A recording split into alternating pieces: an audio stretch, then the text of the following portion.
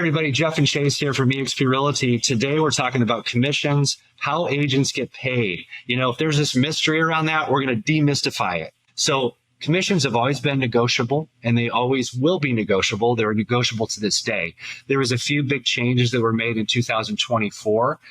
And now we are responsible for filling out another form that's required on the buyer side. And Chase, let's break that down. Yep. So this is called the buyer broker agreement. And this is an employment agreement between the buyer and the buyer's agent. And this needs to be authorized before we're even able to open a door for the client, right? So this outlines how the buyer's agent gets compensated. Now, our team, we negotiate very, very aggressively to get the seller side to pay as much as possible for our fee for service. Now, if there are any instances where the buyer may have to contribute to our fee for service, we over communicate that very, very early. It's eyes wide open, and the client is going to know about that contribution a lot earlier before we have to go and put in and open negotiations with that initial offer. And just like on the buyer side, where we have the buyer broker agreement, which is the employment contract between the buyer and the buyer's agent, we have the same thing on the selling side.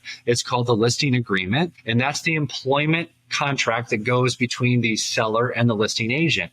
That is what the seller is planning to pay in compensation the listing agent. So at the minimum, we don't know what that buyer agent will be requesting from the buyer. They may be asking for the seller to pay for more money in addition to what the seller is going to pay the listing agent. We know that for sure the seller will pay the listing agent that money that's agreed upon on the listing agreement. And then we have the offer that comes in, and it could be more depending on the negotiation that happens between the buyer's agent and the listing agent. So whether it is buyers or sellers, we always sit down and have a comprehensive consultation to go over the entire process, the entire buying and selling process. We go over fiduciary duties and the things that we do to help protect our clients throughout this process. So if there are any other questions or anything that you would like us to clarify on this topic, reach out and let us know.